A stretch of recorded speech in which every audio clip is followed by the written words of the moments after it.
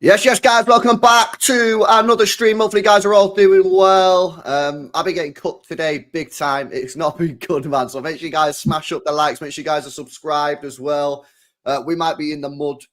But we can still come here and talk about City, man. Joining me today is Hugh, as always, on a Monday. And we've added Amos tonight as well. So big up Amos for jumping on at short notice as well. Are you lads all right? How are you doing? City apart. You guys all right? All good, man. All right. All good. I'm all good, man. I'm just glad I don't do the rival shows anymore, man. Leave that to the likes of yourself and Steve. Can't be up for that one. You know what's on madness as well? It's like I was saying before, yeah. Like normally, like in the last couple of years, like if City lose a game, like you can just defend it. It's easier, but because it's 5 losses in a row, I'm literally just sat there saying, I don't know what to say. 5 bad losses as well. Actually just crap, mate. You know what it is? It's just silly ammunition to give them, like, because now I'm just seeing on my timeline the Fergie never lost 5 in a row. This person never lost 5 in a row. As if it really matters. As if it really fucking matters. But it's still just silly ammunition to give them. Do you know what I'm saying? It's just like napping away at you. You're like, I wish they didn't have that, but it is what it is. Yeah, nah, it is crazy. It's crazy. Yeah, I'll just say my piece and then you boys just jump in. But like for me, I don't know, man. I feel like that result had been coming, if I'm being honest with you. Maybe not to the degree of a 4-0, but, you know, I said this morning with Nobbins, like, if you actually go through our results this year, for the majority of them guys, we've been very fortunate to win. Like, a lot of them we didn't deserve to win. The Brentford, Fulham, Wolves, Arsenal, we got a point at the last second. Like, other than maybe the first couple of games of the season, to that first international break, we've been really poor. And, you know, these results, to me, are not a major shock. Even though Kovacic has been very good for me this year, he still has the exact same problem that Gundogan has in the sense that he can't do that 6th position on his own. He's very, very good when he's on the ball because his ball carrying ability is amazing, but he has exactly the same issues that I think Gundogan has for me, in that sense that they're just slow. And this is the reason why I said a couple of weeks ago that I felt we was in real trouble. I called this out weeks ago. Is because for me, the current issues, I think, are unfixable until January, unless maybe he tried to put Nunes in the middle, but he's obviously just not. He's not going to do that, and because of that, we have zero pace, zero energy. The likes of Bernardo Silva just look shot. You know, you got to remember Bernardo Silva's played 60, 70 games for club and country for the last 5 or 6 years, high pressure games. People say he's only 30. But, you know, I say this the other week, he's like a 9-year-old car. Yeah, not too old, but it's got 300,000 miles on the clock. You know what I'm saying? And that's the problem. Like, we've got this really slow midfield and the defense is being exposed. People are talking about the defense. I think, you know, there are individual issues in the defense, but I think the large part of the issue with the defense is that they're just getting exposed. Look at the first goal, Maddison. Stones is in the box. He's chilling. He's just being in his position. Next thing, Maddison just comes out of absolutely nowhere because Gundogan's not quick enough to keep up with him. And you can't blame Gundogan for that. It's not his fault that he's slow.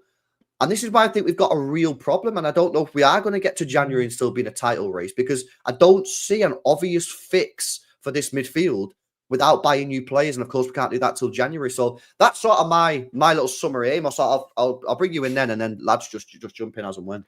I think you summed it up pretty well. For me, the biggest issue on Saturday now, the manner of the defeat, because you lose matches, like you said before, LB, you lose matches in a season and you go, fair enough, you know, City are not going to win 38 games, not going to go unbeaten for 38 games. I even think Brighton was decent, Sporting was decent, the Spurs Cup game was decent in parts. Bournemouth was bad, but at the time you're saying it's a one-off. But now, that performance against Spurs, too many big name players not pulling the weight. You know, each person's going to have an opinion on who the biggest name player is, but the attitude, some of the goals went in, it was finger pointing, and, you know, you're looking across the pitch, there's mistakes being made by near enough every player on the pitch. There was not a player on Saturday who you go, they did themselves proud. You know, some were trying more than others, don't get me wrong. However, the manner of the defeat was shocking. I have questions about what this squad wants to achieve, how many players in this squad have something to achieve. You know, you think back to 2017-18 and they hadn't won a league title yet, or you think back even to this time last year and City lost a couple of games, but there was the 4 in a row to do. 5 in a row would be decent, but, you know, is it that much more impressive? Maybe, I don't know, but it feels like there's maybe a 1% drop off in that. Problems, man. And problems.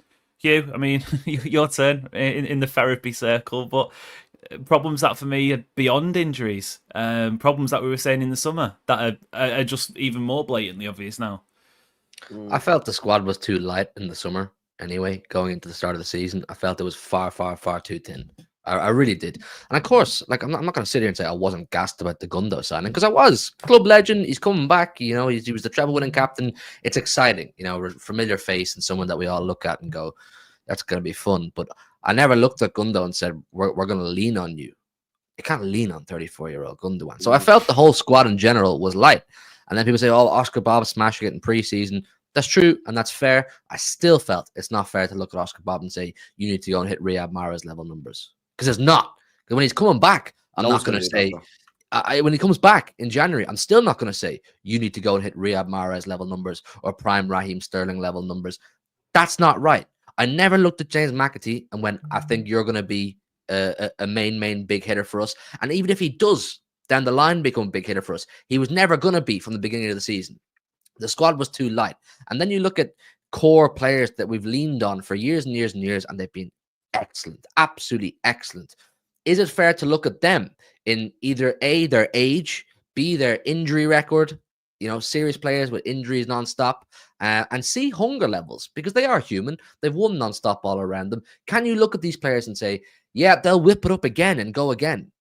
You can't do this every season where, yeah, it might be familiar that we drop a few points early doors, September, October, November. Obviously, this season slightly worse than usual, and go, they'll turn it around.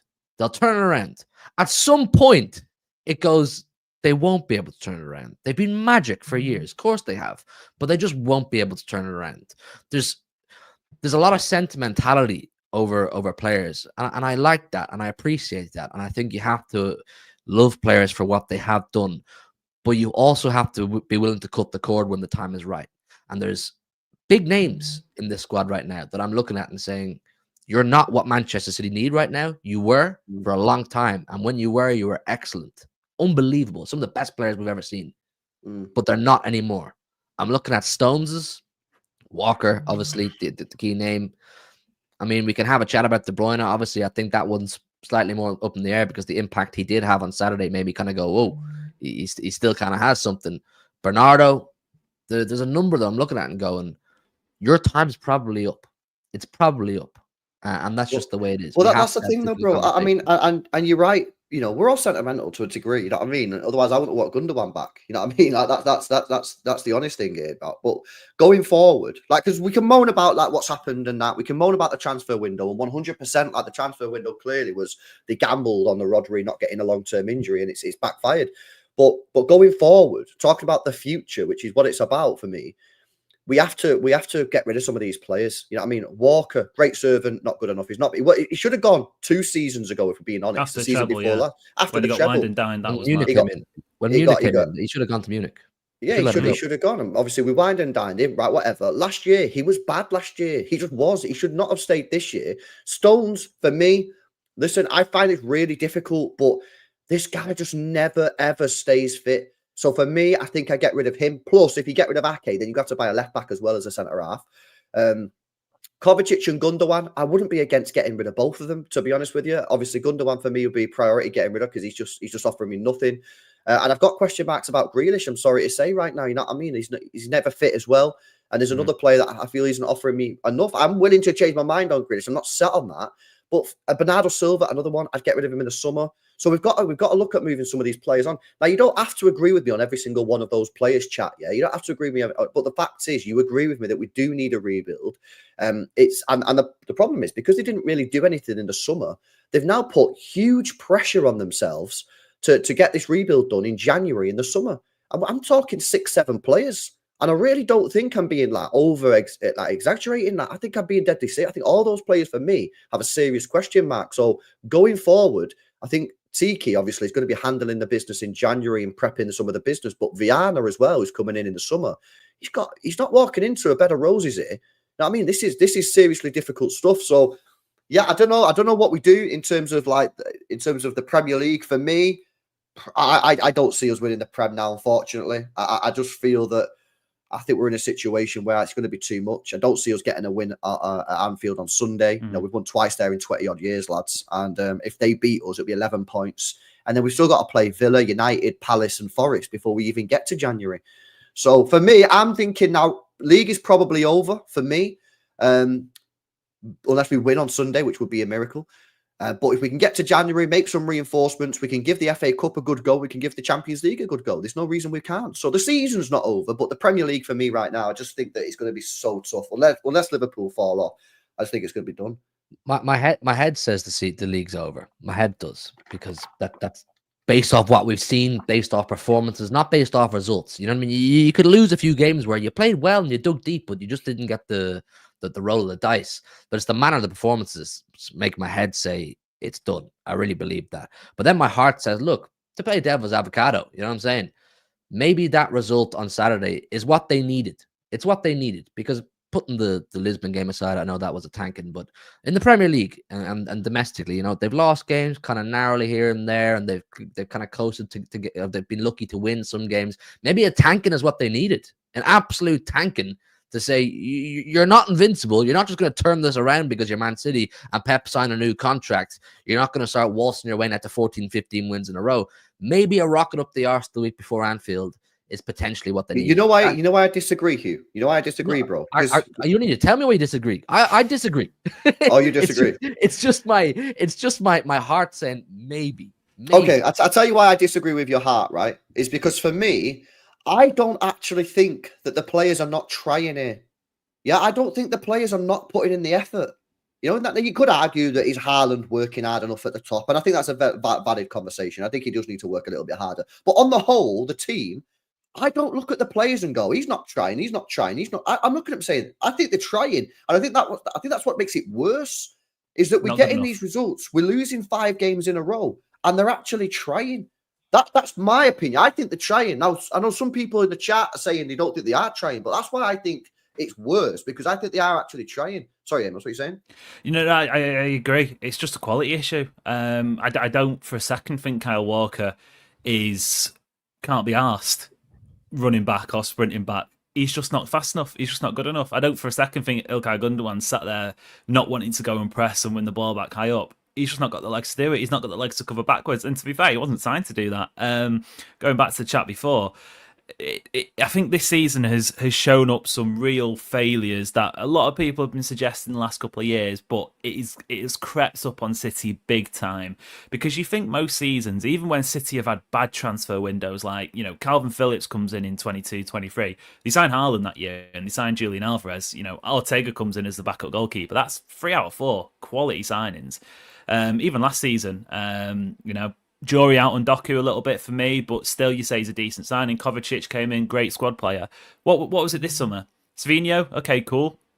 He's not scored. We're in November, still not got a goal. And don't get me wrong, I think he's looked fantastic. He's looked great, but there comes a point where you're gonna have to say your winger needs to start scoring goals. And Gundogan, who had City not signed Gundogan, or had Gundogan not become available in that last week of the transfer window, does anybody genuinely think they go out and splash 100 million on the midfield? I think we signed him on the 24th.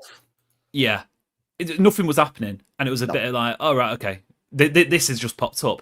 So we've been in a situation now where we wouldn't even have Gundogan to play that 6. So I just think it has shown a squad that has got too old, got too quick. I do think sentimentality plays into it a little bit. One thing I've been saying is, it was easy for Pep, in my opinion, to get rid of Kompany, get rid of Aguero, get rid of Zaba, Yaya Toure, because they weren't his guys. But you listing off Kyle Walker, best right back in Premier League history. He signed him, he made him.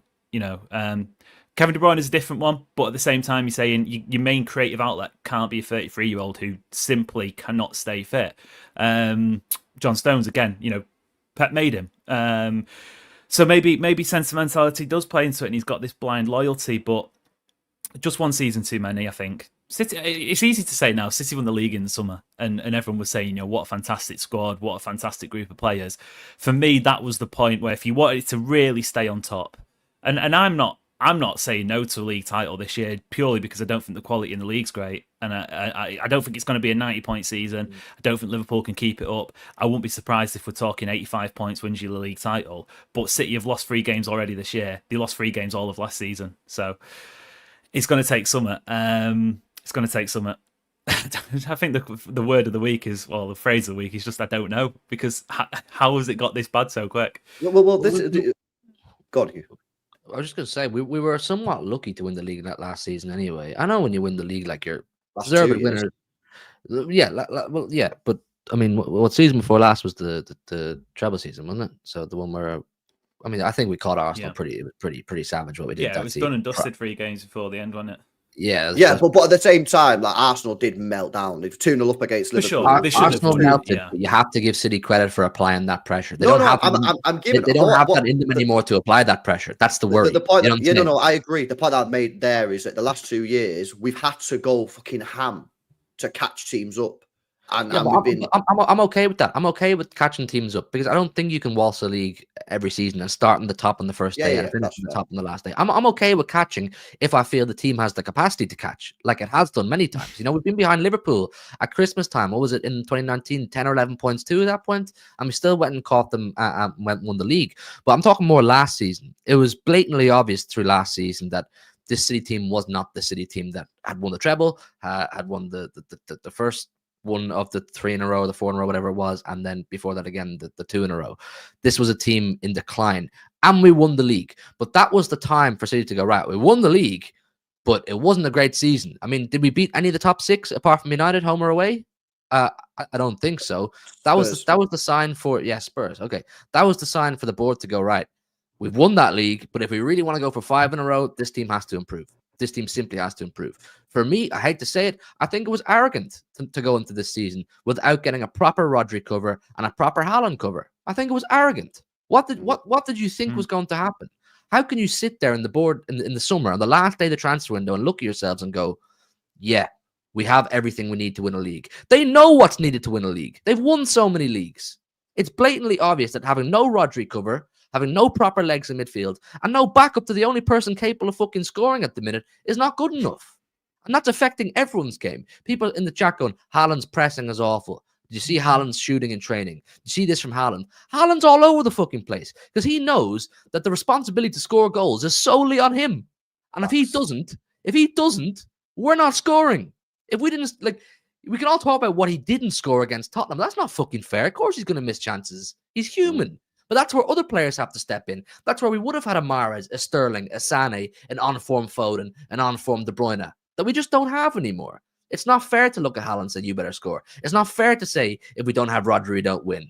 The board have to plan for that, and they didn't. They simply didn't. Well, this is what I'm saying. I think they gambled to a little bit in the sense that they probably thought if Rodri only gets a small injury, or he might not got injured at all, that would be fine. And I think they probably would have been right there. But what they failed to realize is that if he did get a serious injury, right, which, he's unlucky, like, it doesn't happen. That's very rare that you get an ACL or a leg break or something like that. But if we did happen, what would the outcome be? And the outcome was that we'd be absolutely mudded. You know what I mean? And that's the truth. And that's what happened. Obviously, and what I don't understand is that there was options there for us available. João Neves was available for 60 mil. I watched him last year. I did a scout along on this channel. Yeah, me in the chat watched Benfica. We did a Europa League game. Yeah, where he played as the lone 6, and he was mint. But this is the exact problem, bro. Bro, this is the exact problem. That when they get these transfers right, they are normally right because they find the perfect player. But they're obsessed with finding the perfect player. And it has to be down to a T, down to tick every single box that Pep is looking for. Or we just don't sign them. Or we just don't sign at all. And by the looks, but it's quite clear we're willing to forego squad depth on the basis that we didn't sign the perfect player. When sometimes there are players out there who may have, they may be a little bit rough on the edges in some ways. They may need a little bit of molding, but they have qualities that we need right now. And we don't go for them. João Neves is this world. Bruno G's is this world. Whoever. We can all name plenty of players we've been linked to that we didn't go and get. Why? Because the board clearly don't feel they're the perfect player for us, which is, it's damaging. It's causing more damage right now than it is benefit. When you get 5, 6, 7, 8 signings in a row that all bang, like we have done, it's great. We can all sit there and praise it. But when we're not getting signings at all now, because it's not the perfect player, this is what you get. You sell the 14 million pound man from Argentina for 80 million. Great business, fair play, pats in the back, dividends will be strong. Who's the backup? Because Haaland's looking pretty fucking frustrated right now. Who's the backup? And I watched Big Steve's video last night. He said, if Haaland gets injured, we're fucked. Like, really fucked, and mate. it's true. It's true. Deep it. Just deep it. If Haaland's what not 11 there, do you even put out there? Well, what do you do? What do you do? All because of what? You didn't find the perfect backup that you really wanted. Hugh, this is the thing as well. Strikers out there who would all bang 15, 20 a season. This is why I said sign Edin Dzeko. Not because I wanted him, it's because having somebody there is better than having nobody there at all. Do you know what I mean? Just go and get Kyogo. Go and get someone who is semi-decent, who can just stand in the box when Haaland's not there. And obviously that is on Pep. But for me, I look at the Bruno G deal, for example, 100 mil, 120 mil, whatever. Like, bro, you should have just paid it. Going back to what Amos said before about our signings in recent years, you should always try and improve your squad from a position of strength. Yeah. Mm-hmm. And I get that when you're in it, but the problem is, when you're in a position of strength, you start to think to yourself that you don't actually need to overpay because you don't need him because you're in a position of strength, right? Which is probably what we did with Rice. It's what we've done with Bruno G. We don't actually need to spend 120 mil because we're in a position of strength. It's 80 mil or we ain't signing him. And then they go, well, we ain't, and then you end up with Gundogan. And then all of a sudden you're like, oh, maybe we should have just signed him.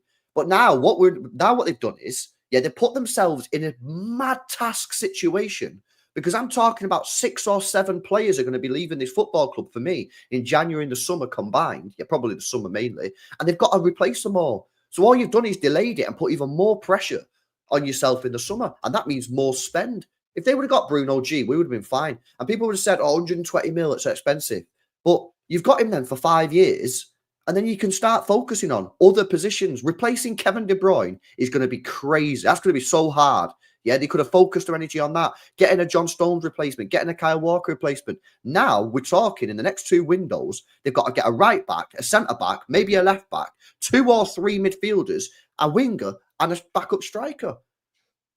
And it's just for me, madness. I just don't understand why they did it. And what baffles me even more, boys, is why I've not seen the documentary yet, but I've seen one of the clips from Tiki speaking about the transfer window. He came out and admitted that the transfer window after the treble was awful. His words, not mine. That's what he said. Tiki, our CEO, our sporting director, said it was awful. So why did we only sign Savio and Gundogan then in the summer? Surely, if you have an awful transfer window, you go, right, the next one, we're going to make sure we get this one right. And the thing is, what makes it even more annoying is, I'm a little bit of an apologist for the transfer window, not this one, the one after the treble, because they tried to get Bellingham, they tried to get Rice, they tried to get Paqueta. All 3 of them got cancelled for one reason or another. They ended up with Núñez, which was a panic buy. We all called it a panic buy. Yeah, we all knew it was a panic buy, and it is what it is. But this summer, it just seems like they've just gambled it. They've just gambled, and I really just don't understand why they did that. You know what I mean? Because they're not meant to be emotional. We're emotional as fans because we're football fans. We go, bring Gundo back, because we love it. Why? Because we're football fans. We're emotional. They're meant to be. That's the job, is to take the emotion out of the game and say, like, you're not good enough anymore. You're not getting a new contract. You're going, i.e. Walker, and bring in players who can improve us. And I just feel like they've just not really done that, to be honest. A bit weird. No, it's mad. It is mad when you look back at it. Because it's the one thing you back City the last 10 years, even pre-Pep, signing Sterling, signing De Bruyne, same season, there's 20 goals, maybe even 30 if you combine the 2 of them. This season, man, it was just, and we're all sat there going, okay, what's going to happen? And all the news was, well, it needs someone to leave. If City are going to sign anyone, someone needs to leave. But they should be the ones saying, no, you're done.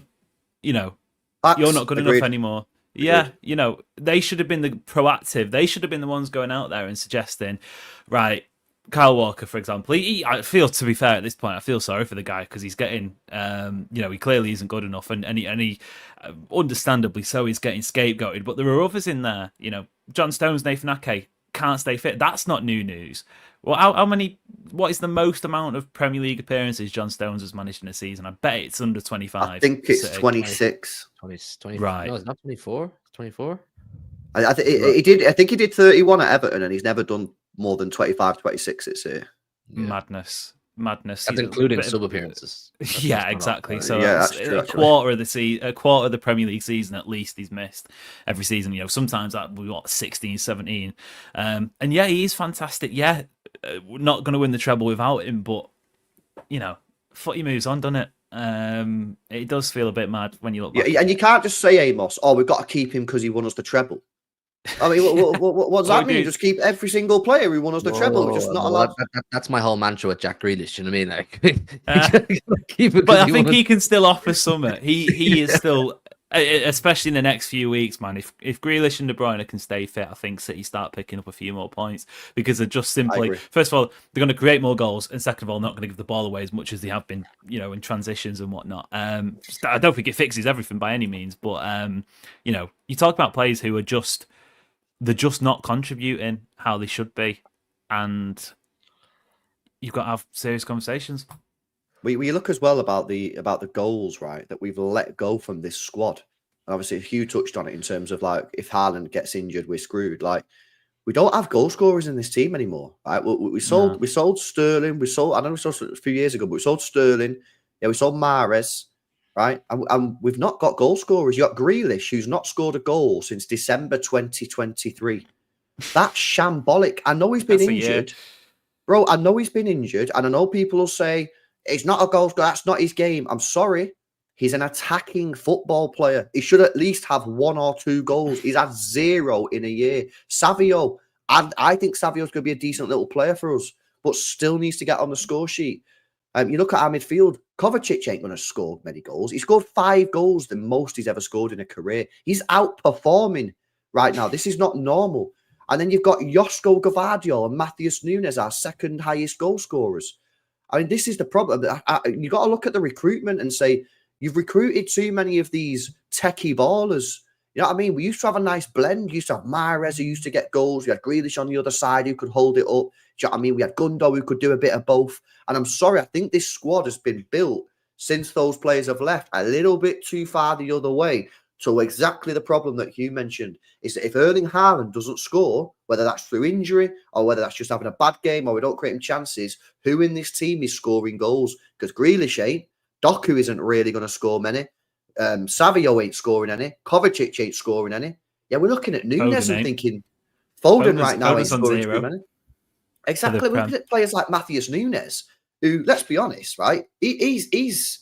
What a waste of time he's been as a signing. We've signed him as a midfielder. He's playing left wing for us. Do you know what I'm saying? So that's a problem, when man. The midfield's dead.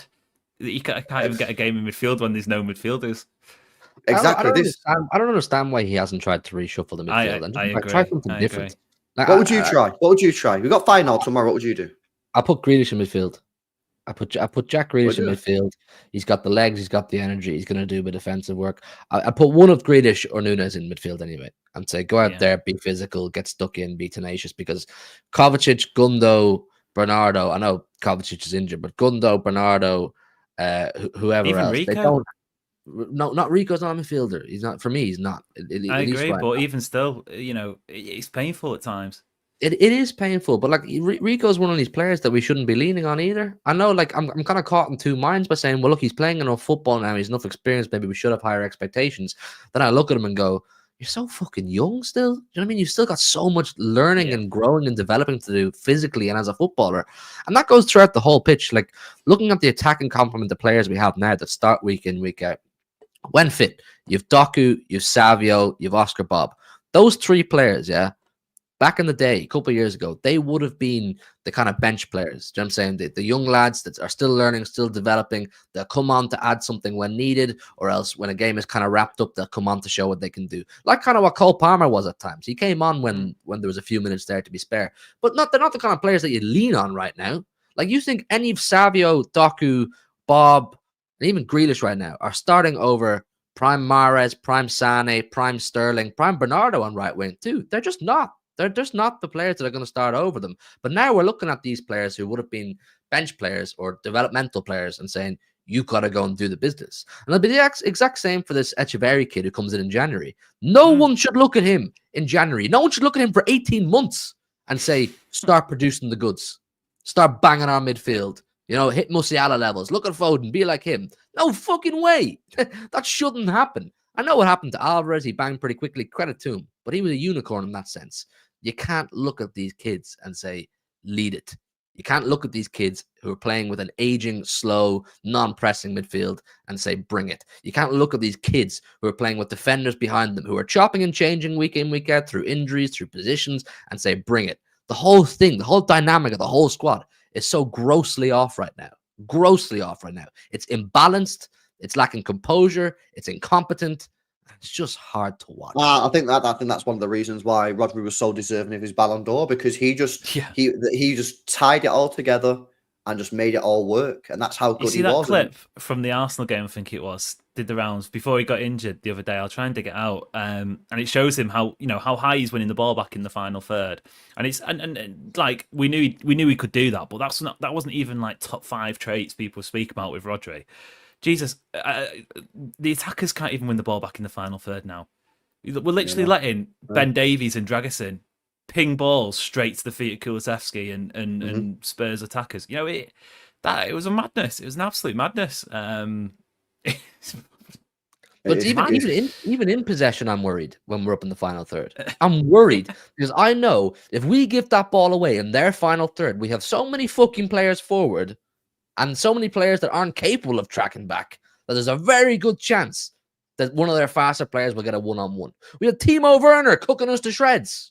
Who else have we had? Every single time we lose the ball over the halfway line, it's like, oh shit, panic stations. Yeah. Panic stations. And the thing is as well, Hugh, this is the other problem as well, is that like when we have the ball and we create a chance, we're so like not clinical that it's just like it's shocking, man. Like, that game at the weekend, mate, like I can't believe how bad our finishing was. It was appalling. Do you know what I mean? And I want to speak about Kevin De Bruyne because he come out in the press conference today and he said, look, we're not scoring our chances and we're conceding goals. Like, this is a problem. I don't know if you guys have seen the presser today, but I put it on a little tweet on and said I thought it was very refreshing. You know what I mean? He sat there and he just said, like, bro, like, we're not defending properly, we're conceding too many goals, we ain't scoring our chances. And he said the midfield is soft. I'm so happy he's called this out and said it as it is. He didn't go sick at the team. He just said, like, if you actually look at what he said, he basically said, like, we've got major issues here. He already said they've had a crisis meeting. Yeah, so he said they've already had a crisis. Do you know when that was? Do you know what game that was from? By the way, go on. Southampton at home when we lost 1-0. They had a crisis meeting because they only beat Southampton 1-0. 1-1-0. So can you imagine what they're saying now after 5 defeats in a row? They're having crisis meetings after beating Southampton, only just. Well, he's saying now that they're not really having meetings. They all just not. And I sort of get what he's saying in the sense of like, if you've had a crisis meeting, if you've had a crisis meeting, you don't need to have a crisis meeting every day. You've had your crisis meeting. What you should be doing is airing out your problems, understanding what the issues are and resolving it. That doesn't mean it's going to get sorted straight away, but it doesn't mean you have to have a crisis meeting every week. And listen, we'll just have to see. I'm just putting my hopes on Kevin De Bruyne just saving us until January, if I'm being honest with you. I kind of agree with you, Amos, in that, like, hopefully he can just carry us through and pick up some points, because other than that, I think we're really struggling. I want to come to Kevin De Bruyne's comments. I want to speak about the academy as well, because there's some interesting points on that. Let me just come to some of these chats that have been sent in. Big up you guys as well. Smash these likes up, people, if you've not done so already. Come on, man. Over 600 people live tuned in right now. Let's get these likes up. We're nearly at 200. Tinsay said, forget the Premier League. We've got no juice. I feel it for the FA Cup, though. Yeah, maybe. That's what I'm saying. I think if we lose against Liverpool on Sunday, I just focus my energy on the Champions League and the FA Cup, if I'm being honest. Big up to MTS for the 15 months. Says Walker should never start a game. Yeah, well, I probably agree. Probably shouldn't be at the club now, if we're being honest. LB says Pep's one weakness is he can't coach a good defence. Well, I'll tell you what he does. He coaches a good midfield in which the defence doesn't have to do anything. But the problem is the midfield's not there, so the defence is just getting exposed. I mean, and I'm seeing it time and time again, game after game after game. I'm seeing defenders just not picking up the men because they're just running into the box, like that Maddison first goal. That was so poor. Big up to Punny says, to be honest, I feel our season is done. It's about a rebuild now. Listen, I still think we should look at the Champions League, because we're going to have players coming in January. We'll have Bob back. We'll have De Bruyne, obviously, will be fully fit, hopefully. So Champions League and FA Cup, I'm still looking at. But yeah, Sunday is a big one for the Prem. Rico is a luxury player. He isn't a first teamer, in my opinion. I'm starting to think that Rico Lewis is a player that will be squad rotation, and he's a great player for a team that's playing well.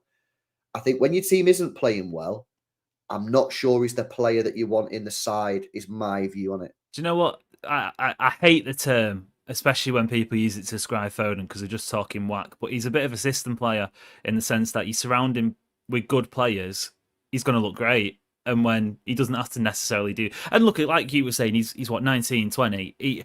What was Foden doing at 19? In 1920, what was Foden doing? He wasn't doing that much, was he? You know, you could start seeing the signs. Rico Lewis has probably played double the amount of minutes by now, so you do have to sort of give him some flack. But he is. I don't ever see him being that guy who's going to drag a midfield or drag a defense or drag a team. You know, when things are going well, you do notice him and you do say he's fantastic, and he has been brilliant, and he still will be brilliant. But I think at the moment he's one of them that you just take out the team for a game and just give him a rest, and don't necessarily have him doing taking all the flack and doing the dirty work.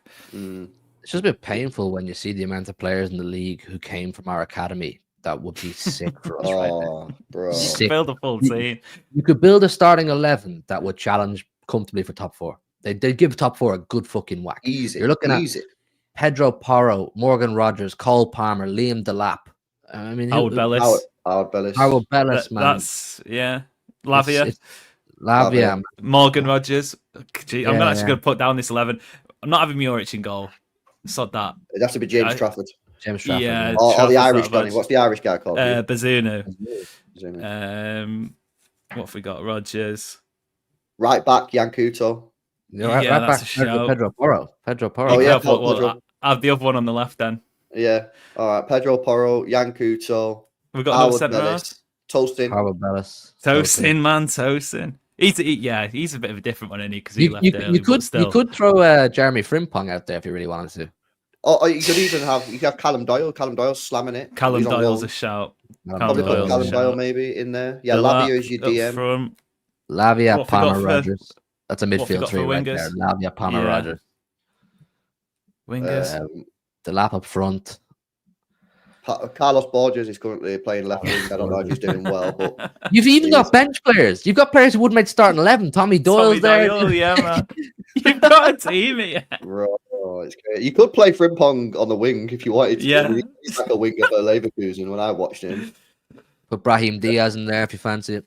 It's actually wild. Have we got a full That's 11 there? Amos? Well, I've got a full team here. James Beyond the Trafford, full Porro, 11. We've got Howard 11 on the Bellis, Tosin, Yankutu, Lavia, Rogers, Palmer, Frimpong, Delap, Brahim Diaz, Sancho as well. Yeah. Nemecha, both Nemechas. What the hell, man? Lad, We have to sell. It's that bad. We have to sell players out of the second. I know not all of them would be like what we need, but there's at least 3 or 4 of them that I would love right now. I'd love the Lap as a backup to Haaland, just because he's a backup to Haaland. Who would you take if in January you can get one back? Palmer. Do you reckon? I agree in terms of he's the best, but do you think he helps City at the moment? Okay, Palmer aside, he's the obvious one. No, I think he would, because I think he can play right wing, he can play in the middle, and he adds G&A, which this team is desperate for. Yeah. I think Lavia, number 6. Lavia might be the shout. Yeah, Lavia or Rogers. It depends. Are we saying that Kevin De Bruyne staying fit for the rest of the season, Amos, or no? I don't think we can say anyone stays fit for the rest of the season, to be honest. Okay, maybe Lavia then. Maybe Lavia. I'm just looking at the Lavia or squad who hasn't had an injury yet, because it feels like they're next on the Grim Reaper's door knocking. Gvardiol, Haaland, Jesus Christ, please no. It is wild. That's trenches if that happens. On KDB, actually, Nelly's just sent this in and said KDB is our only good attacker. Make an 11 around him. If Foden has to hold bench, so be it. KDB is our main guy at 34, says Nelly. The problem is, though, can we build a team? Genuine question here, Nelly. Yeah? He sent a message in the chat. Can we build a team around a 34-year-old who's never fit? No, it's nonsense. You can't. You simply can't. Kevin De Bruyne is a luxury player, because when he's around, he's fucking brilliant. But he's not always around. It's just a luxury when he is there. We're so used to having to grind games out when he's not there, that when he is there, you're like, wow, this is brilliant. He's sick. Do you know what I'm saying? So you can't build a team around him. The team should be built around Phil Foden. There has to be a conversation on Phil Foden because what's happened there? He needs to step up, man. I'd build the team around Haaland personally. You've got Haaland, a generational striker. Yeah, the only striker in the top 50 goal scorers of Champions League history with a goal every 90 minutes or more. Did you know that, Amos? That's mad. That's mad, isn't it? That's yeah, I know you don't watch my channel because if you did, you'd know that because I go on about it all the time. He is a generational striker, and we should be building the team around providing him with chances. Left wing, right wing, middle, everywhere. Yeah.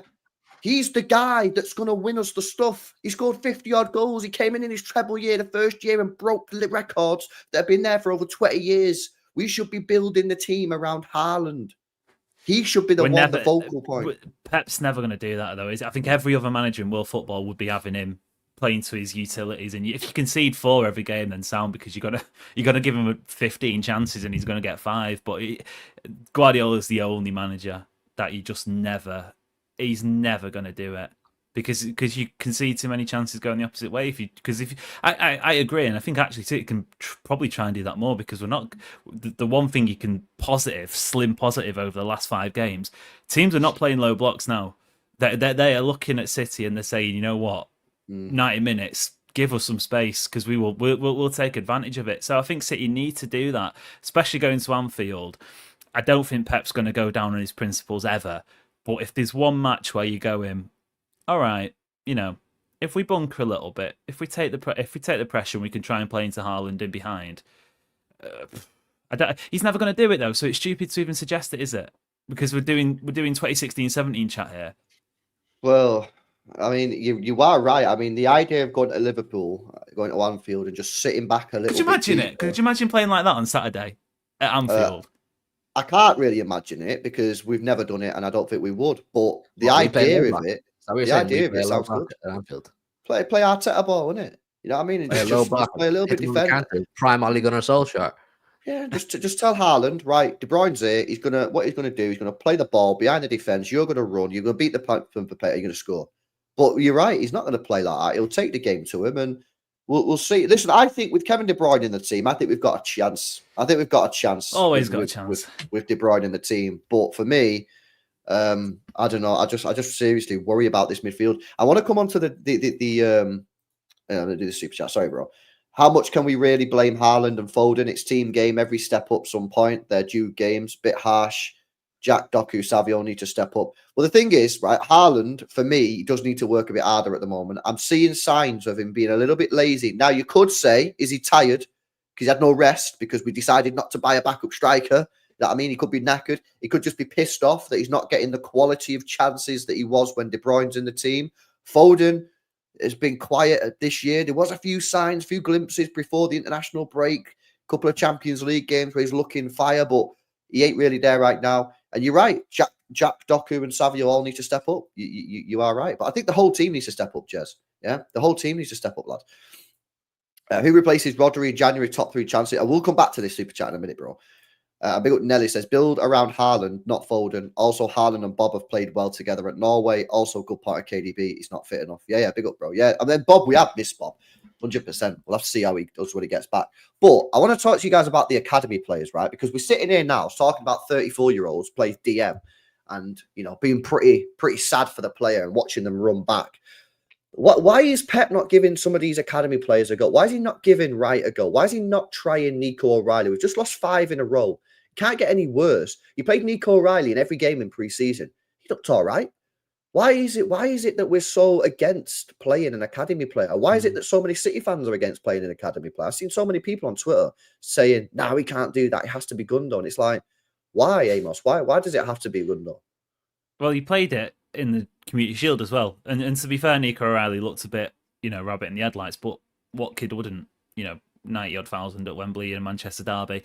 Then he did it at Spurs, I think it was. And to be fair to him, and to be fair to all the kids that played that day, they put it about. The one thing you're saying with City's academy, you can maybe make comparisons to Barcelona in the sense that they are ready to slot in and do what the manager wants. This isn't like United or Real Madrid where they're a bit more pragmatic when the style of playing. You've got to be a good talent to get through there and actually make a difference. You don't have to be the best academy product to come into City for a one-off or two or three games when you start stepping in for an injury and make yourself look known. So I don't know. Maybe you throw James McAtee in there as well if he can be considered an academy player. He's had 2 seasons now, professional football. That's winding me up, mate. That I don't know what your feelings are, but I just think the whole thing is just a joke. I think it's a complete and utter farce. And be honest with you, I think the whole thing, the way we've handled this McAtee thing, it's been an absolute farce. Yeah, he was told in pre-season that he was going to get some minutes. Right, he knew that he wasn't going to get a lot of minutes because he was told he wasn't going to get a lot, and he's not an idiot. When you got Foden and you got Foden and De Bruyne there, he knows he's not going to get a lot of minutes. He come out in pre-season and said, "I know I'm not going to get a lot of minutes, yeah, but I'm going to fight for my position. I want to give it a go."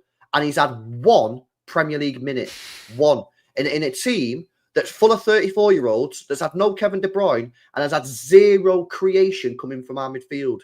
Pep Guardiola talking about, I need to keep McAtee because of the small spaces. And we're like, right, sound, yeah, we'll see him 20 minutes here, 20, and we're not seeing him. And I don't understand why. And he's leaving in January. Anyone who thinks he's going to stay past January, give you a wobble. Yeah. He told me all I needed to see when we played that game against Sporting Lisbon. And at the end of the game, he fucking threw something on the pitch because he was that pissed off, McAtee. He's gone. The way we've handled that is a joke. If you're not going to play these academy players, get rid of them. 5 years' time. 5 years' time, we'll be sat here going, wouldn't it be great if City had a player like James McAtee? I know, actually, it's 80 million quid to bring him back because I don't think he's ever going to go Palmer level, and I don't think most people expected Palmer to go that level. But he is a very good player. You're talking another one from the academy for years who you were saying, this guy's got talent. Was it 21, 22? They went out of the way to extend his contract. And actually, depending on who you believe, maybe McAtee asked for a loan, maybe he didn't. There's different sort of opinions there last season, but the fact he's come back in and he's been told that's bad for me. That's bad because as much as we love Pep and we're not here to criticize him at all, but life goes on after that, and you need this academy to be producing talents like that, and you can't keep letting them slip. Not everyone's going to stay. Well, Amos, my point is right, yeah. Like, we made a huge mistake with Palmer, right? Huge mistake. I said at the time, huge mistake. Yeah, we should never have let that guy go. What a joke that was, right? McAtee is a very good player. Him and Cole Palmer in the academy were mint. They were both mint. But we're not even giving him a go. We're literally doing exactly what we did with Palmer, not trying him. We'll sell him in January or the summer. Everyone will go, yeah, he wasn't City level, even though he's played 1 minute of football. And they'll try and judge him off the Carabao Cup game with Watford when he's playing with fucking the other academy players. You know what I mean? He needs to be played in the proper team, the first team with Haaland. That's what he needs to create. He played in a game recently, didn't he, with Foden as the striker. He ain't creating shit for Foden. Yeah. What's he going to? Foden's not making runs behind the defence that he can slot the ball through. What's McAtee meant to do? He's a David Silva style player in that he's on the edge of the penalty area. He's trying to look for those balls in behind, and he's got none. So then everyone goes, he's dead. And then we'll sell him. He'll probably rip it up and we'll go, whoa, how did that happen? Because we're not trying him. Rumour has it, yeah, that we got offered 30 million quid for this guy in the summer. Yeah. If that's true and we didn't take it, we should have took it then and bought someone else if you're not going to play him. My preference would be to actually give the kid a chance, just like I give Nico O'Reilly a chance, just like I give Jacob Wright a chance. I give these players an opportunity, and it's up to them to grab it. And if they don't, see you later.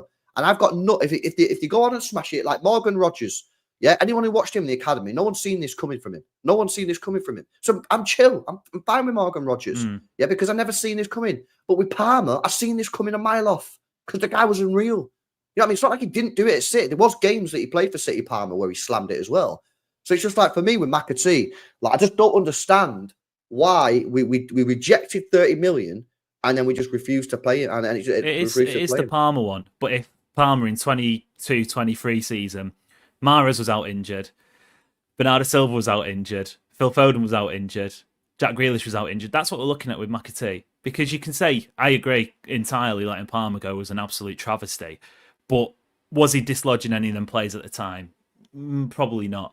McAtee, there is literally a gaping hole for a midfielder who can run more than 15 metres in one go without needing to sit down and have a cup of tea. And he's still not getting a chance. And disgraceful. I just think it's wild. You know what I mean? I think he'll be gone in January. I think Echeverri will come in. I know River Plate want to keep Echeverri, but I think basically Echeverri's going to come in, McAtee will go, and Echeverri will take McAtee's minutes, which is 0 minutes. But it could give him 6 months to sort of like get into English life, you know, like bedding and that. And listen, I'm quite excited by the possibility of Echeverri. I've seen him a few times now, and I do like him. But Hugh is right. Like, bro, we can't be sitting here going, okay, Echeverri's gonna save us. Like, bro, this is like a 17, 18-year-old kid, whatever he is, yeah, who's probably don't even speak any English. Yeah, had some fucking heart problem a couple of months ago. Yeah, where he went off the pitch. What was that film? That film, was it Goal with the Newcastle lad, Santiago? Yeah. This is what it's like, isn't it? We're asking him to come in and save the season. It's actually genuinely wild. So I don't know, man. For me, I just think like we've got this mint academy. It's produced so many players, and we're so reluctant to play academy players. It's wild. Like, and the thing is as well, I'm not talking about like we're cooking on gas and just throw him for throwing him's sake. Like, we've fucking lost 5 games in a row, and our midfield is a disgrace. Like, now is the time to throw him in and just say, listen, mate, like, I'm going to throw you in, see how you get on. If you smash it, you smash it. People are like, you can't throw him into the game at Anfield. Why not? Why not throw him into the game at Anfield? I said this a few times already, right? If you said to Nico O'Reilly now, listen, mate, yeah, I'm going to play you at Anfield, right? If you don't want to play it because you're scared, tell me, I won't play you, no problem. But if you play and you play decent, everyone's going to be speaking about you. The world's going to be watching it. You're going to have tens of millions of people watching this game. Yeah, you'll probably get a new contract straight away. You'll quadruple your money. You'll have sponsors, all your Nike deals, all that sort of stuff. And it'll be Nico O'Reilly, Jacob Wright to them, whoever it is. If they say, nah, you know what? I've seen Anfield. I've seen ballers, experienced players get cooked there. I don't want to play this game. Play me the next one. Chill, no problem. But I guarantee they won't say that. I guarantee you they want him to play. He played at Wembley in the Community Shield, and like Amos said, he didn't particularly do well, but he didn't shit the bed, did he? And he played all the preseason games in front of like 60, 70, 80,000 Americans. It's like a guy's not played any football. Come on, man. Throw him in. What's the worst that can happen? Lads, at the end of the day, yeah, we lose. We're out the title race for me. I don't throw him in and see what happens. Good job, masterclass. Let me see what these chats are saying, and then we'll bring it to an end shortly. Big up to Nevans, says KDB is a Ferrero Rocher, classy, but one bite and all the nuts fall off. What the hell is this? We all knew a transitional period was coming. We said enjoy it. Grealish for 6, says Nevans. I guess that means Grealish in the middle. Number 6 is in. I think he means he wants to play CDM. A lot of people want to see Grealish in the middle. I just don't think you're going to see it. I just don't think you're going to see it at all. I want to. And coming back to this super chat that's sent in by Dortmund earlier on, who replaces Rodri in January? Top 3 choices. Hugh, let me come to you first on this one. January, we need to make signings whether we're in a title race or not, because we still have the Champions League. We've got the FA Cup. Where are you sort of looking at now? What do you think City should go for in terms of and who do you think? Do you just get 1 player in January? Do you get 2? Do you get 3? What would you do if you was in Tiki's boots? I want to hear what Amos has to say. Yeah, we had this conversation last week, and I said, bring me Zubimendi. That's all I want. That's all I want. Zubimendi.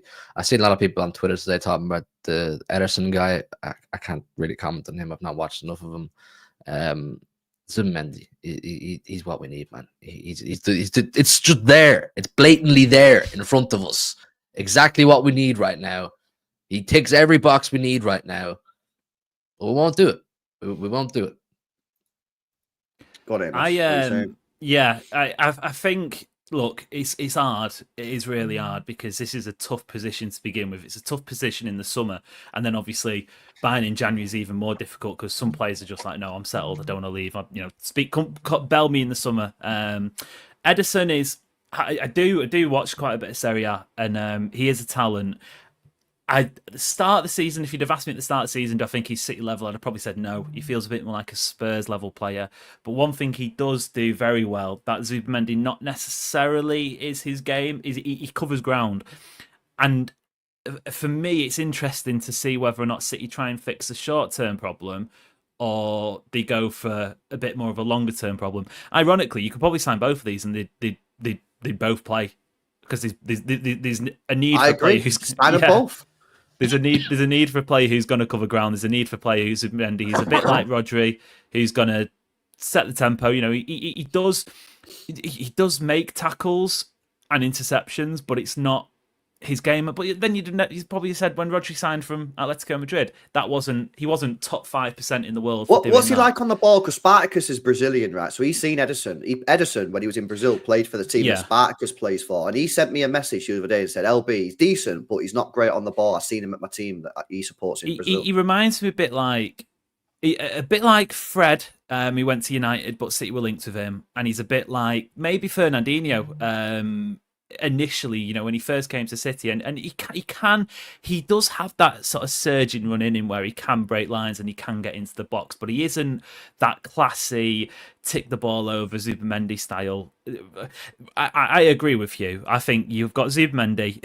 If you're looking for someone, even when Rodri's back, who's gonna play underneath Rodri and operate as, I don't like the word backup, but let's face it, best player in the world. Why not do the guy who does it for him at Spain?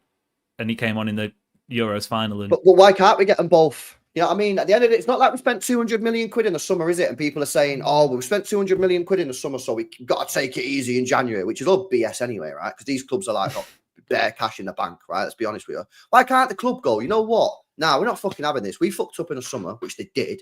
We're going to go out and rectify this. By the way, if you go out and buy Zubimendi, and Edison for what? 100 mil? Still only spent 125 mil combined with Savio. That's still pretty low. Like, you know what I mean? It's still not a lot. And you've still only brought in 4 players this season. Which, by the way, you sold Alvarez for 80 mil.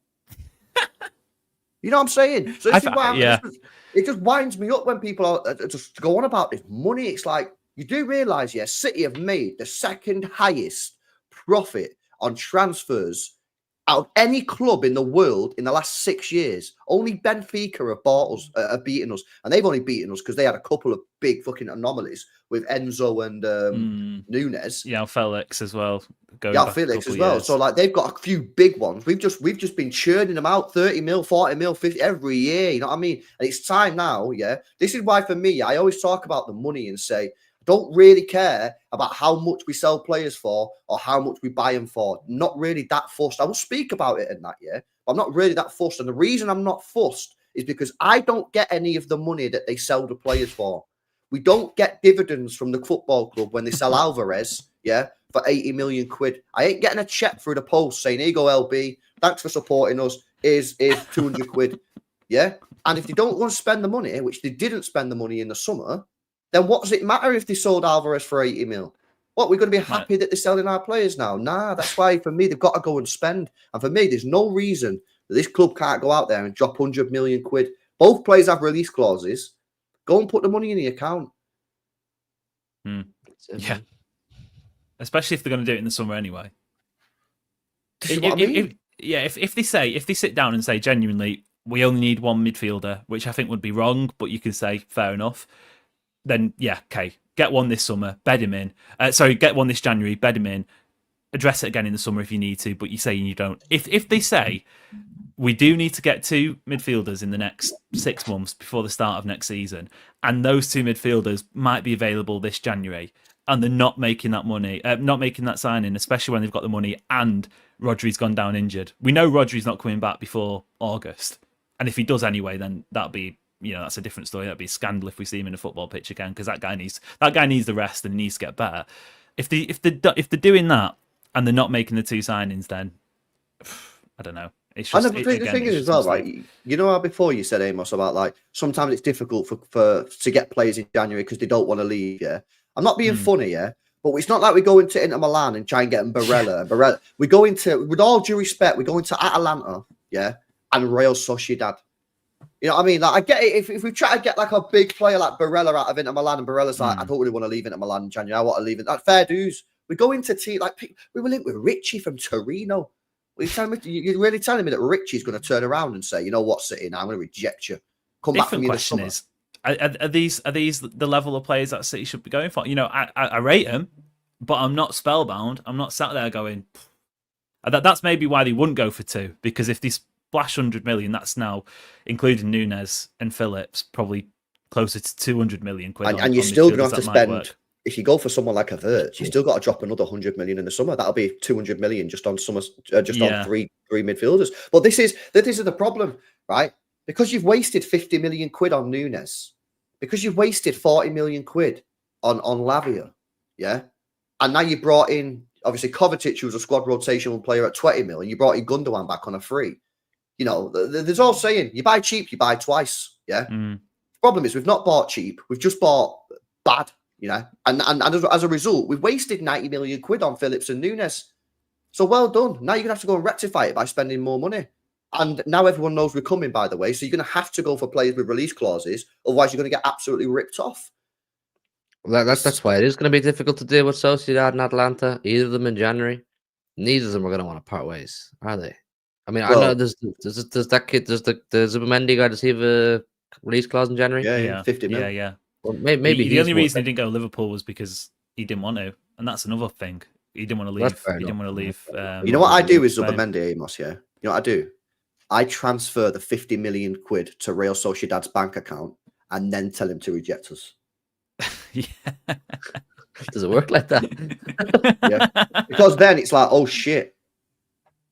Well, yeah. When they've got that You know what I sat in mean? the bank account, yeah. They just said, bro, we've already transferred the money. Are you going to get your club to refund that money?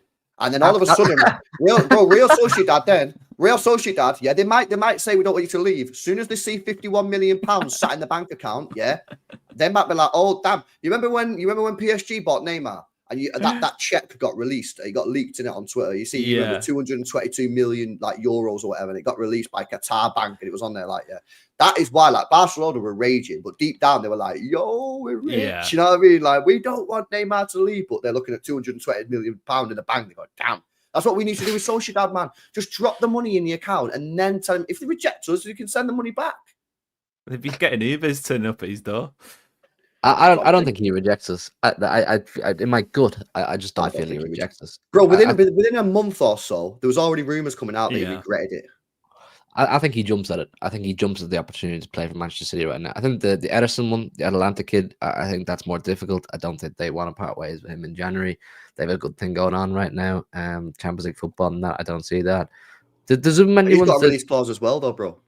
Well, then, fucking get the pair of them. What's he his does have a release release clause, doesn't he, Amos? Do you know what? I don't know. But the thing is with Atalanta, they probably won't be in a title race, but they won the Europa League last year. They could defo win another trophy this year. It's not going to be the Champions League. So you're looking at, Coppa Italia. For a club like Atalanta, that's big. That is, that's mammoth.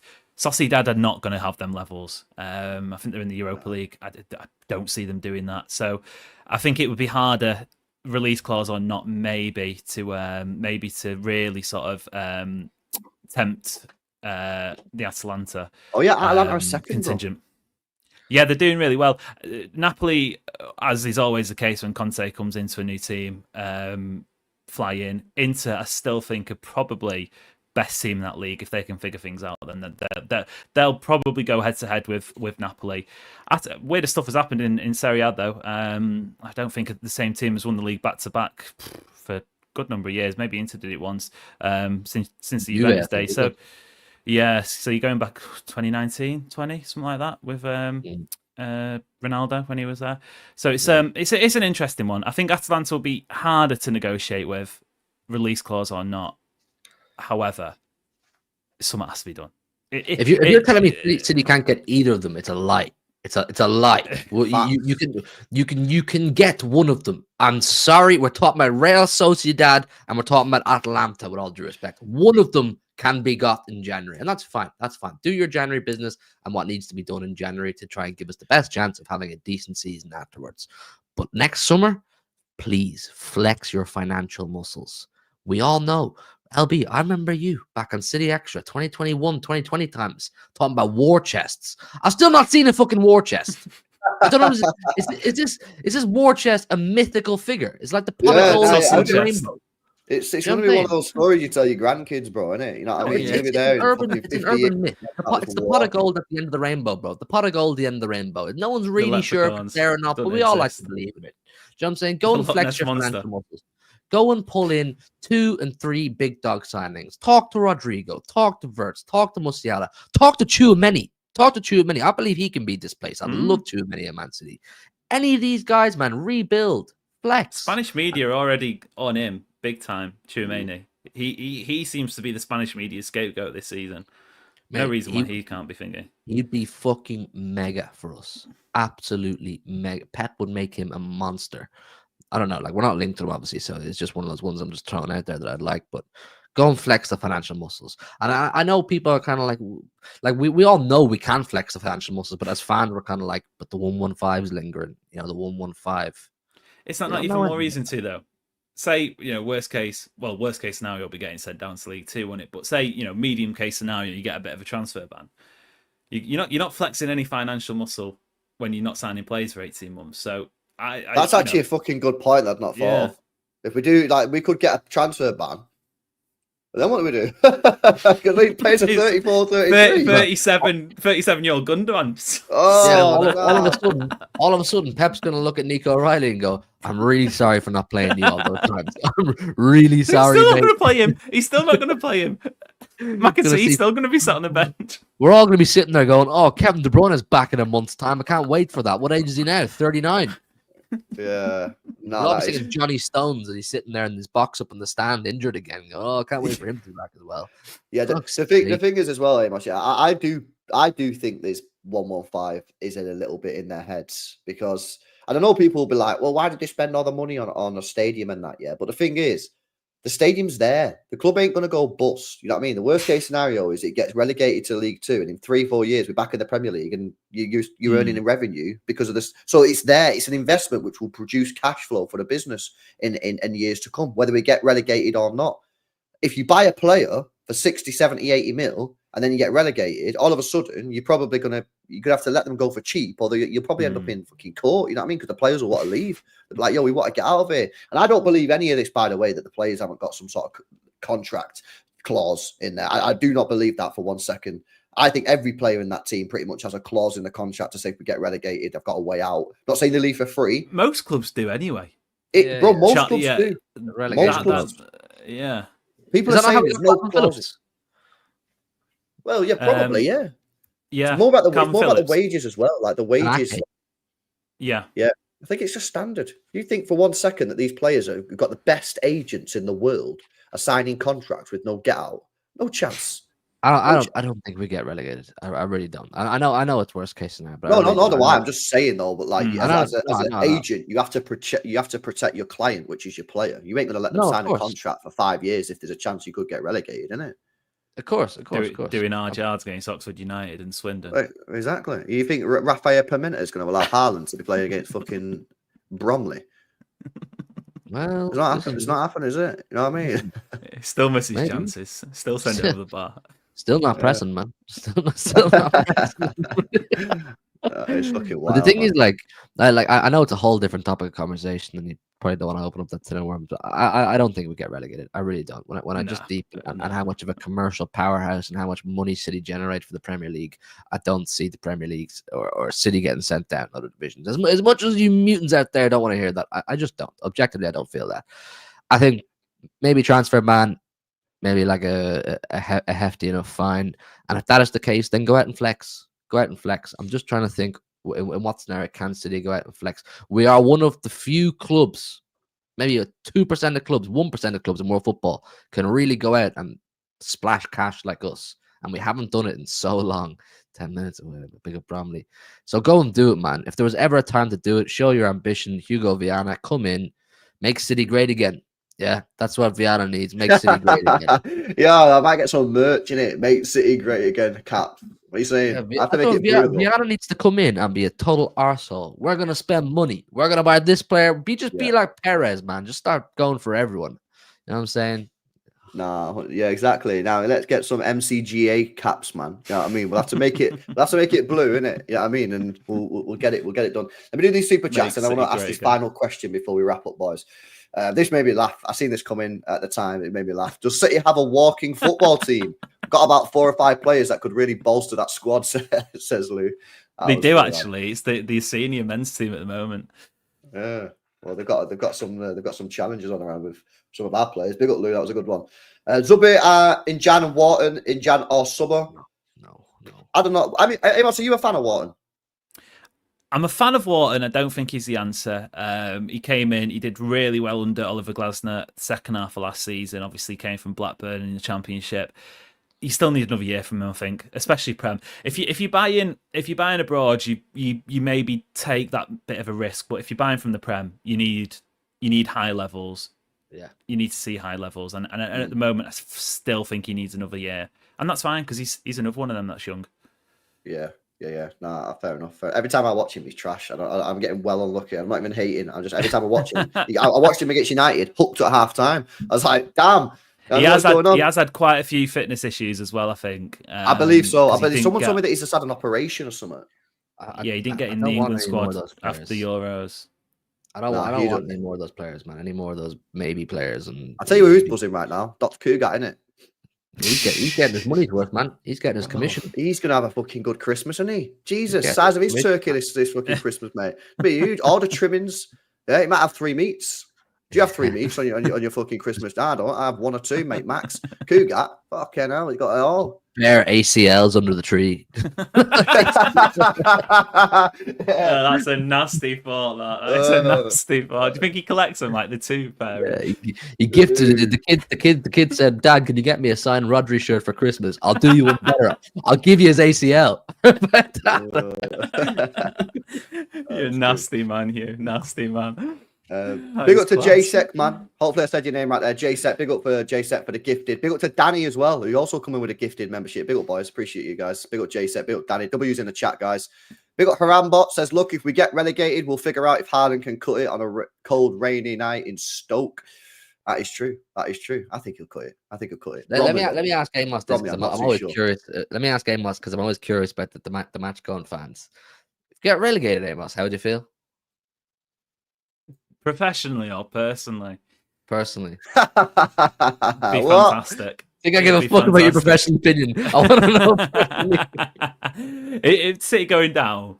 Do you know what? I've had this thought. Ultimately, it don't matter to me, and I think a lot of people say the same. One thing I will say though is, if City get relegated, I think it will invalidate, not in terms of the memories, but the legacy of the last 10 years, and that's something I don't want to do. Like, going down will not change the final whistle in Istanbul or Gundogan scoring against Villa. But I think when you have these conversations in 20 years' time, a bit like Juventus in Serie A with the match fixing scandal, that lingers through generations. So I think ultimately it don't bother me from a personal point of view, but I do think the legacy. But again, I agree with you. I genuinely don't think it's going to happen. That's not any legal sort of background speaking, but just from a PR point of view, imagine a lot of fans who go on away days will be fucking buzzing. I think it'd make it, it'd make it a little bit more interesting. And some of the older, selfishly, I'd be buzzing. Get us fucking relegated. I asked my dad a question, and this was years ago, right? He said to me he'd rather watch City in the FA Cup third round at 3 p.m. on a Saturday than play Real Madrid. And he said it with a straight face. It was like, I'd rather play Burnley in the FA Cup Saturday than to play Real Madrid. Well, it's mad at 3-0 down on Saturday. It was probably up there with the best atmosphere this season. The concourse, weirdly, at 3-0 down was packed. People singing. The stadium, before that 4th goal went in, when it obviously was a dagger, I think a lot of people were just like, okay. The thing is, we didn't expect to see the good times. Most people, anyway, didn't expect to see the good times. So the thing is as well, Amos. Yeah, I think we're at a point now where we just all kind of know that we're a bit shit. Like my match reaction, I wasn't raging. My player ratings wasn't really raging. When the goals were going in on the watch along, I was laughing. I'm just like I'm not in this like fucking this is shit. I'm not in that mode. No, I'm not in that mode. I'm in a different mode. I'm in just like I accept, I acknowledge that we are at the moment unfortunately trash. Hopefully, Kevin De Bruyne coming in can wing our way to January. We can rectify it. But there's no point in going sick at anything. There's no point in kicking off, going absolutely crazy about anything, because ultimately there's nothing we can do. And this is why it's so bad. It's because it's bad because there's nothing we can do until January. Yeah, well, the caveat to that is, like, if this level of performance was to continue and the standards were to continue to drop over the course of another season, 2 seasons, 3 seasons, then I'd start to get pretty irate. No, 100%. Because you set such high standards and you let them slip so easily. But I think objectively, I know we can complain about what's gone wrong this season and what business hasn't been done correctly over the last 2 or 3 windows. And of course, they're good conversations and I like them. But still, they are entitled to not win a league. They are. Of course they are. You win 4 in a row. You win all the accolades that we talk about so often, medals and trebles and centurions. To not win a league, I'm not going to throw my toys out of the pram. I'm just and I'm completely fine with that. My thing is, how do we lose the league? And the way that we've lost the league, well, if we do lose the league this year, the way we've lost the league is because we just had a shit transfer window 2 in a row. That's the truth, that. But there was always going to be a way we lost the league, Yeah. But I'd rather just lose the league by being not you would as be good as the satisfied, and opposition. we would be satisfied to not win the league is to take it right down to the wire and to go down fighting. I get that. That's the ideal situation. You don't win the league more though.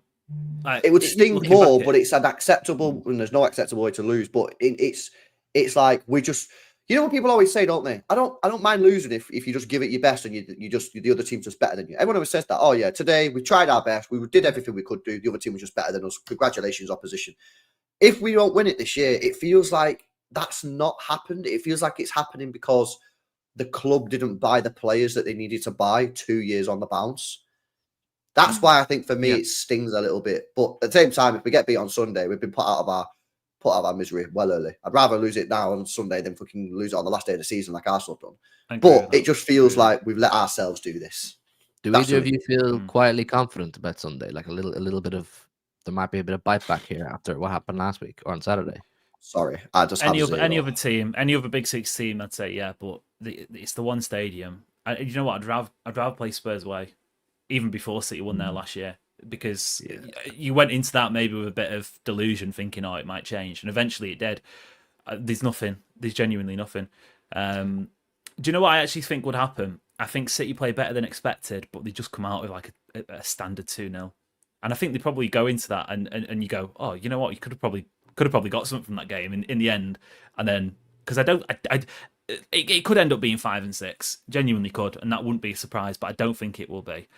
I can just see like a standard beating. I think if they score early, it's going to be a long day, a long fucking day. They'll smell blood if they score within the first 15 minutes. They'll smell blood and they'll be like, "Yo, we can kill these." Have you seen them online? Have you seen their fans online? Yeah, City's best team's got slapped about scoring early. 17-18, best Premier League team of all time. What was it? They hold 4 at Anfield that season. Andy Robertson doing laps of the pitch mid-game, chasing down the keeper. City's best team have been humbled in that place. So, it's a difficult place, man. And like at the end of the day, people are saying, "Yeah, but Kevin De Bruyne's back. Kevin De Bruyne's been at Anfield multiple times. I know he's won once." You know what I mean? Has he ever scored at Anfield, Kevin De Bruyne? Nah. Oh yeah, he got a deflected one, didn't he? 21-22 season, that mad 2-2 game.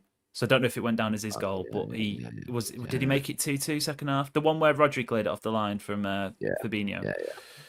Listen, the thing is, if we win, great. That I think that's an amazing result, and we can maybe just, like I say, can we get to January? If we win, we've got a chance. But it's what it is. Big up to Spartacus. We had 2 bad windows. Who's up for a 3-peat? Not me, mate.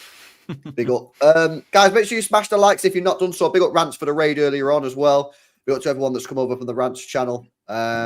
Make sure you guys are subscribed to Hugh's channel. Make sure you guys are following Hugh on Twitter. Follow Amos on Twitter, and make sure you subscribed and following City Ramble on the podcast apps. You on YouTube, Amos? Yeah, not doing well. Hard game, man. Hard game. Hard gig. Get a subs up, man. Get City Ramble subs up. Subs up, man. Yeah, come on. What are you on now? What are you on now, Amos? Say again? What are you on now? 400, something like that. Yeah, 500 is doable, man. 500. Come on, guys. There's 750 people in here. Come on, man. We can get to at least 500. But yeah, follow on the podcast apps as well, because that's sort of mainly where you'll find them. Yeah, bread and butter. Rose says, guys, please incorporate some positive energy. We might win tomorrow. we might win tomorrow. Shit! Yeah, we're playing Feyenoord tomorrow. We're playing Feyenoord tomorrow. I forgot about that. Imagine 6 L's in a row. What do you do after that? Because the bad thing is, if it's 6, it's probably going to be 7. It's 7, and we're starting Forest with looking at possibly 8 defeats in a row. And you should beat Forest, but you can't even have that over you. I know, and we're all looking at the final game saying this is the one we're turning around. Surely it's one of the potential bankers that we turn around. But Feyenoord are coming to the Etihad going, we smell blood. Yeah. Feyenoord are coming tomorrow going, we could get something here. So Yeah, it ain't and gonna be they're easy. ticking up. They're ticking along nicely in the Champions League. I think they've won 2, drawn 1, lost 1. I think they're on the same as us. They might have lost 2, won 2, but they definitely won 2 games. I checked today. They slapped Herenveen for 3 at the weekend. They've only lost 1 game in their league all season. So it's like we can't be sitting here and we're going to slap them up. Like this is a very respectable side that we're playing. So we'll have to say, and to be honest, guys, we have to humble ourselves. I don't want to see no one in the score predictions tomorrow when I'm doing the watch along saying 5-0. Yeah, humble yourself. Yeah, I want to see 1-0s, 2-0s, 2-1 prediction. Yeah, anyone predicts more than 3 goals scored or a clean sheet, you're getting banned from the chat. You're getting banned, man. We need to stay humble. Huh? That's what Harden's talking to ourselves. He was just talking to us in the future. We need to humble ourselves, boys. So yeah, there we go. Anyway, we're gonna wrap it up. Make sure you guys are following Hugh and Amos on social media. Make sure you're following Hugh on YouTube and the City Ramble as well on the podcast apps. Big up Marimo says I'm gonna bet $100 on Liverpool. It's a win-win. Not a bad shout, man. Not a bad shout, you know. Yeah, I was close Shout to betting out. on Arsenal at 2-1 down. Not Arsenal, Liverpool 2-1 down yesterday. I knew it was gonna win. I didn't do it, but I checked it. I should have done it. Big up to Robble says Saturday I fell asleep before the match. I was tired. I woke up. I woke up. It took me a couple seconds to understand who is winning 4-0. Absolutely ruined my Saturday. Yeah, I know. There's a lot of people Wish I was like that. asleep. Nobbins proposed to his girlfriend. Went on his Yeah. phone and saw that we'd lost 4-0. Yeah. Okay, imagine you just had a at great least day. You someone just scored. proposed. She said, "Yeah." And then you're like, yeah, buzzing. You're having a little party. Like, let's go check the City score. Have we won? No, we've lost 4-0. Fucking hell. He messaged me. There was He some messaged funny me. comments. Though, isn't it? It's a good story for He kids. messaged me, right, and said, really, did anyone play well? And I said, seriously? No one played well. literally nobody played well. It's crazy. All right, boys. Big up for jumping on. I appreciate it, Amos. Big up, appreciate it, Hugh. Smash the likes, guys, if you've not done so already. Subscribe to the channel. If you're watching back on replay, give us your thoughts and comments in the comment section below. We'll be back tomorrow. We've got the watch along tomorrow, of course. So yeah, we'll be live tomorrow. And catch you in the next one. Peace out. See you later.